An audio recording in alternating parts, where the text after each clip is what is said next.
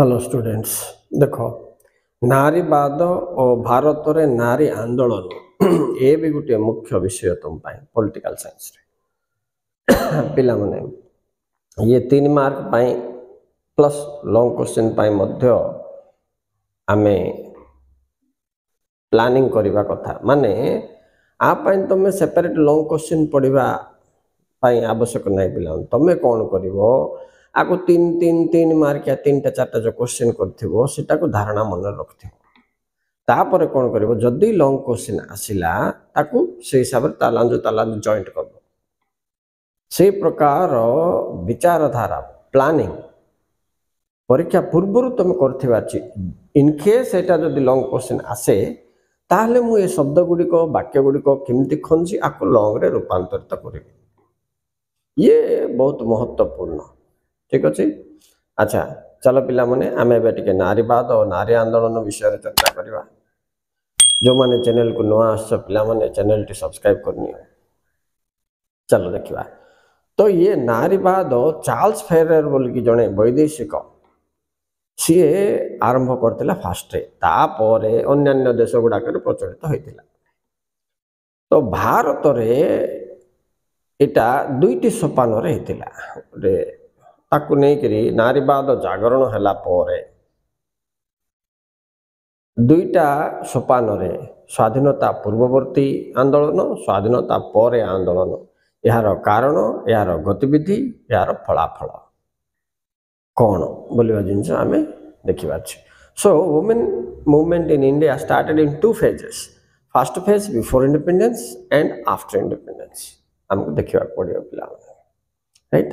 तो ये नारीवाद रे नारीवाद दाबी कौन बाद कहले तो दाबी करवा तो दाबी रे एमानकर पिला माने मुख्य आइला मौलिक समानता पुरुष सहित स्त्री को समान दियो 1 2 अर्थनैतिक स्वतंत्रता अर्थनैतिक दृष्टि नारी माने निर्भरशील होबारु तांको असुविधा होची बोली से माने फील कले 3 रे नारी माने असुरक्षित थिबा कथा निर्यातित होबा कथा को नहीं तांको सुरक्षा पाई नवा आईन विधि प्रस्तुत करा जाओ बोली आ गोटे दाबी ठीक अछि।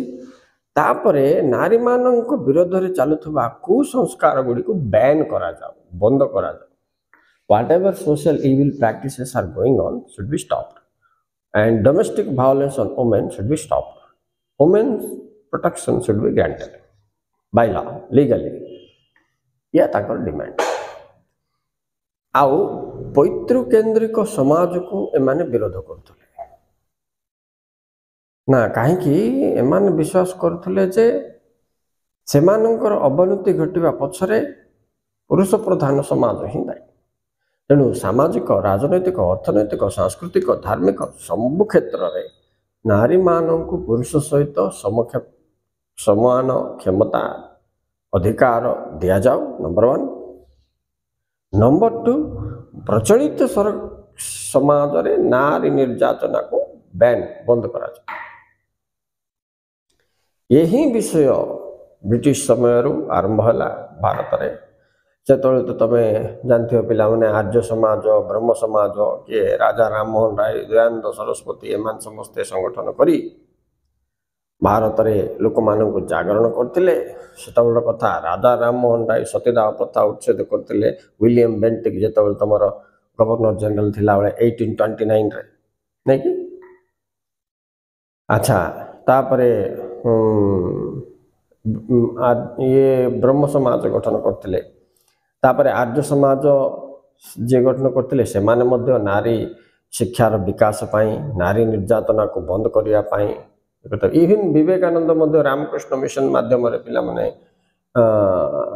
नारी रो सुरक्षा और विकास रे भारत रो विकास संपूर्णता पाइबो बोली कहितला छाड़ हेले तुमे किंतु ये सब जाय लिखियो पिला माने सतीदाह प्रथा बाल्य विवाह प्रथा उच्छेद नै कि आपर डेल हाउस समय रे जोटा है तुम कौन हिंदू पुनर्विवाह ये आईन जहाँ फल कौन हो ये सब आंदोलन से समय रे आनी बसंत नहीं कि अन्य स्वाधीनता संग्रामी जाक तुम इवन ओडिशा रे मालती देवी रमा देवी हाँ ଏମାନେ ସମସ୍ତେ ମଧ୍ୟ ଏ ଜାଗରଣରେ ଯୋଗ ଦେଇଥିଲେ, ନାରୀକୁ ପୁରୁଷ ସହିତ ସମକକ୍ଷ କରାଯାଉ ବୋଲି ଦାବି କରିଥିଲେ। ଏଭଳି ଭାବରେ ପରିଶେଷରେ ଆମର ସ୍ୱାଧୀନତା ହେଲା 1947 ପରେ ଏହି ଆନ୍ଦୋଳନକୁ ଜାରି ରଖି ଅନେକ ବିଷୟରେ ଦାବି କରିଥିଲେ ଓ ସାମ୍ବିଧାନିକ ପଦକ୍ଷେପ ନିଆଯାଇ ନାରୀ ସୁରକ୍ଷାର ବ୍ୟବସ୍ଥା କରାଯାଇଥିଲା। ଆଚ୍ଛା, ତ ଏଠି ପିଲାମାନେ ଦୁଇଟା ଭାଗ ପୁଣି ଆସିବ। କ'ଣ? ନାରୀ ଆନ୍ଦୋଳନରେ ନାରୀ ସୁରକ୍ଷା ପାଇଁ ନିଆଯାଇଥିବା ଆଇନଗତ ପଦକ୍ଷେପ 1, ସାମ୍ବିଧାନିକ ପଦକ୍ଷେପ 2। ଦେଖ ପିଲାମାନେ, ସାମ୍ବିଧାନିକ ପଦକ୍ଷେପ ଆମେ ଯଦି ଦେଖିବା, ଆମର ଯେତେ ସବୁ ମୌଳିକ ଅଧିକାର ଅଛି ସେସବୁ ଯାକ ନାରୀମାନଙ୍କ ପାଇଁ ଲାଗୁ ହେଇଛି କି ନାହିଁ? ଧାରା 15, 16, 17, 18, 19, 20, 21, 22, ନାଇଁ କି? ସେପଟେ ଧର୍ମଗତ ଅଧିକାର ଧାରା 25ରୁ ତୁମର 28, ତାପରେ ଧାରା 32 ମାଧ୍ୟମରେ ତାଙ୍କର ମୌଳିକ ଅଧିକାର ମଧ୍ୟ ସେମାନେ ବଞ୍ଚିତ ହେଲେ ନ୍ୟାୟାଳୟ ତାଙ୍କୁ ସୁରକ୍ଷା ଦେବ, ନୁହେଁ କି? ତାପରେ ନାରୀମାନଙ୍କୁ ସମ୍ପତ୍ତିଗତ ଅଧିକାର ଦିଆଯାଇଛି, ଏଇଟା ବି ଗୋଟେ ଆଇନଗତ।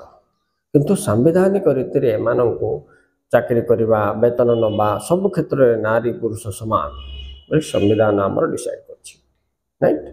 ସେମିତି ଆଇନଗତ ପଦକ୍ଷେପ ଦେଖିବା ବେଳେ 1950 ତୁମର ହିନ୍ଦୁ ବିବାହ ଆଇନ ହେଲା, ନାଇଁ କି? ନାରୀ ବିକାଶ ପାଇଁ ଆଇନଗତ ଅଧିକାର ସ୍ୱାତନ୍ତ୍ର ବିବାହ ଆଇନ 1954ରେ ହେଲା ପିଲାମାନେ।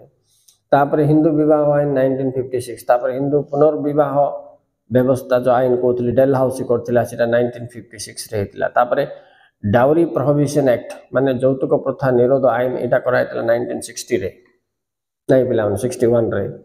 ତାପରେ ତୁମକୁ ବାଲ୍ୟ ବିବାହ ନିଷେଧ ଆଇନ 1977ରେ। ଇଏ ସବୁ ପାରିବାରିକ ହିଂସାରୁ ମହିଳାକୁ ସୁରକ୍ଷା ପାଇଁ ସ୍ୱତନ୍ତ୍ର ଆଇନ କରାଯାଇଥିଲା 2005ରେ।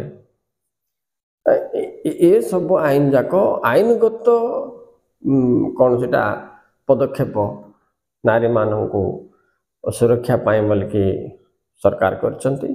ତେଣୁ ଏହି ହିସାବରେ ନାରୀ ଆନ୍ଦୋଳନ ଭାରତରେ ବହୁମାତ୍ରାରେ ସଫଳତା ହାସଲ କରିଛି ବୋଲି ଆମେ କହିପାରିବା। ତ ଇଏ ଥିଲା ପିଲାମାନେ ତୁମେ ନାରୀବାଦର ଚିନ୍ତାଧାରା ସହିତ ଲିଙ୍କ କରିକି ନାରୀ ଆନ୍ଦୋଳନ ଭାରତରେ ସ୍ୱାଧୀନତା ପୂର୍ବରୁ ପରେ ଆଉ ପରେ ହେଇଥିଲା ତାଙ୍କ ଦୁଇ ଭାଗ, ସାମ୍ବିଧାନିକ ପଦକ୍ଷେପ, ଆଇନଗତ ପଦକ୍ଷେପ। ନାରୀ ସୁରକ୍ଷା ଓ ସଶକ୍ତିକରଣ ପାଇଁ କ'ଣ କ'ଣ ପଦକ୍ଷେପ ନିଆଯାଇଥିଲା ବୋଲେ ଏସବୁ ଲେଖିପାରିବ। ଦେଖ ପିଲାମାନେ, ଆକୁ ସଶକ୍ତିକରଣ, ନାରୀ ସଶକ୍ତିକରଣ ମଧ୍ୟ କହିବେ। Okay students, thank you very much for watching. Please like and subscribe.